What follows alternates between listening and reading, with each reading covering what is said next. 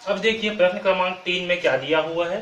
दो क्रमागत प्राकृत संख्याओं के वर्गों का योग 85 है, संख्याएं ज्ञात कीजिए। ओके, हमें क्या दिया है, दो क्रमागत प्राकृत संख्याओं के वर्गों का योग।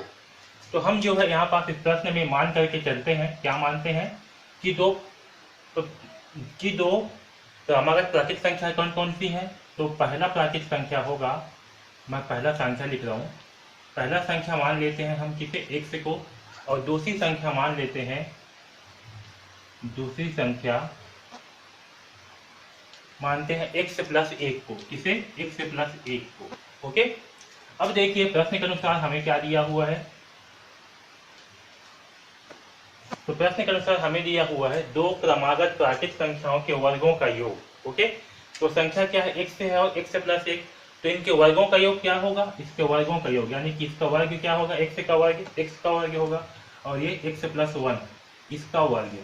ठीक है, इन दोनों का योग कितना है, इन दोनों का योग है 85।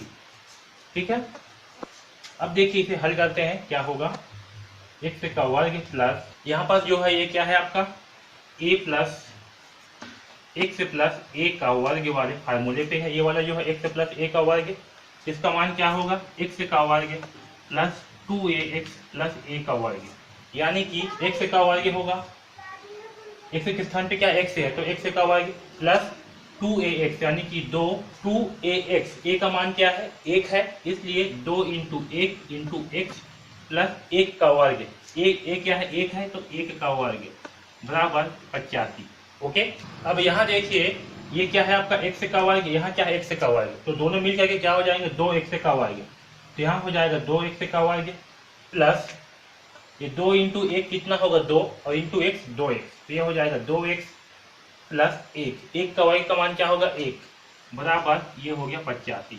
ओके, अब देखिए इस 1 को क्या करते हैं, इस तरफ जो है पक्षांतर कर देते हैं, तो हमें क्या प्राप्त होगा, 2x का वर्ग प्लस 2x बराबर 85 माइनस 1। ओके, और जब 85 में से 1 घटाएंगे तो क्या प्राप्त होगा हमें, 84, 2x का वर्ग प्लस 2x बराबर 84। अब देखिए हम क्या करते हैं, दोनों साइड में जो है 2 का भाग करने पर, यानी कि दोनों पक्ष में हम क्या करेंगे, दोनों पक्ष में 1/2 का गुणा करेंगे, तो उससे क्या होगा, देखिए 1/2 2x की घात 2 प्लस 2x, ओके, बराबर 84 इंटू 1/2, तो इससे क्या होगा, 1/2 इंटू 2x की घात 2 प्लस 1/2 इंटू 2x बराबर, अब देखिए 84/2 है, मतलब 84 इंटू 1/2 है, तो अगर इसे हम सिंप्लीफाई करेंगे तो क्या होगा, 2 एकम 2, 2 चौक 8 और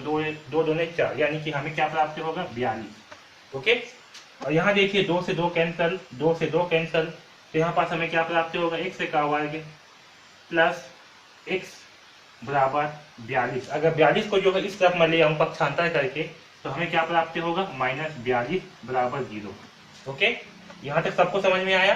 ओके, अब देखिए यहाँ पास क्या है, x का वर्ग प्लस x माइनस 42। ओके, अब इसे जो है हम इसका जो है हम गुणनखंड निकालते हैं, तो देखिए यहाँ पास a का मान क्या होगा, a का मान होगा 1, b का मान क्या होगा, b का मान होगा 1, और c का मान क्या होगा, c का मान होगा 42। तो यहाँ से हम ac का मान, सॉरी -42 होगा c का मान। ठीक है, तो अगर यहाँ से हम AC का मान निकालेंगे तो क्या होगा, AC, यहाँ से AC बराबर होगा 1 इंटू -42। ओके, 1 इंटू -42, यानी कि हमें जो है -42 प्राप्त होगा। तो हमें जो है इस -42 को ऐसे तोड़ना है कि आपस में जोड़ने या घटाने पर 1 प्राप्त हो और गुणा करने पर -42। ओके, चलिए इस 42 का जो है अभाज्य गुणनखंड निकाल लेते हैं। तो 2 दूनी 4, 2 एकम 2, 3 सत्ते 21 और 7 एकम 7। ओके, तो देखिए इसे हम क्या लिख सकते हैं, 2 इंटू 3 इंटू 7 है, तो 3 दूनी 6,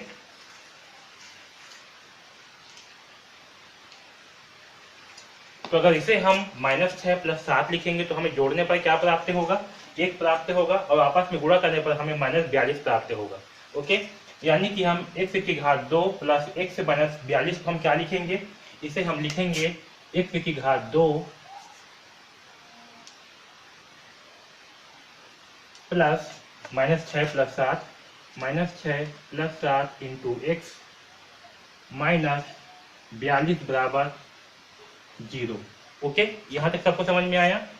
अब देखिए ये होगा x की घात 2 प्लस 6 इंटू एक्स, तो होगा 6x, सॉरी यहाँ पर -6 है ना, -6 प्लस 7 है, तो -6 इंटू एक्स होगा -6x प्लस 7 इंटू एक्स, तो होगा 7x माइनस 42 बराबर 0।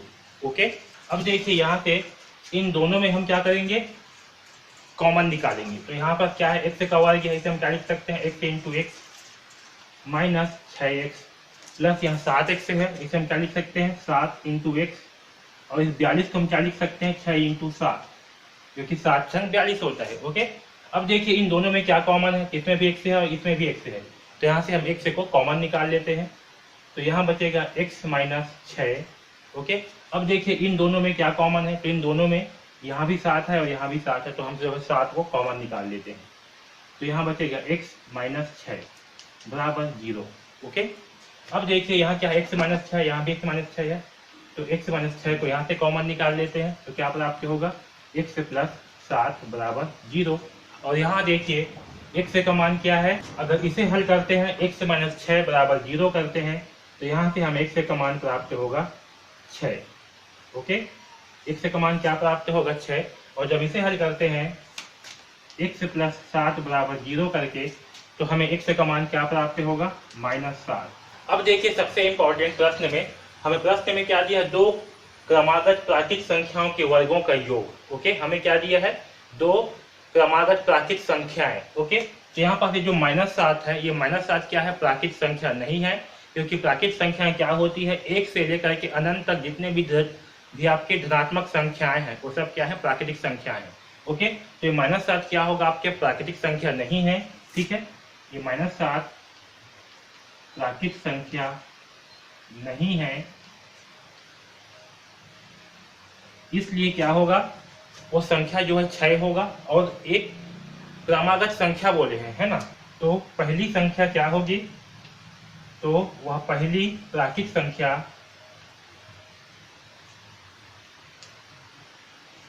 x बराबर क्या है, x क्या था, प्राकृतिक संख्या था, पहला प्राकृतिक संख्या, तो यहाँ पास पहली प्राकृतिक संख्या यानी कि x बराबर क्या होगा, 6, और दूसरी प्राकृतिक संख्या, दूसरी प्राकृतिक संख्या वो क्या है, x प्लस 1 है। ओके, x प्लस 1, तो x का मान क्या है, 6, यानी कि 6 प्लस 1 बराबर क्या होगा, 7। तो पहली प्राकृतिक संख्या क्या होगी, 6, और दूसरी प्राकृतिक संख्या क्या होगी, 7। है समझ में। तो इस प्रकार से हम इस प्रश्न क्रमांक 3 को हल करेंगे, यानी कि पहली संख्या होगी 6 और दूसरी संख्या होगी 6 की अगली संख्या यानी कि 7। ओके, है समझ में। इस प्रकार से ये प्रश्न क्रमांक 3 हल होगा। ओके, तो इस वीडियो में बस इतना ही। धन्यवाद।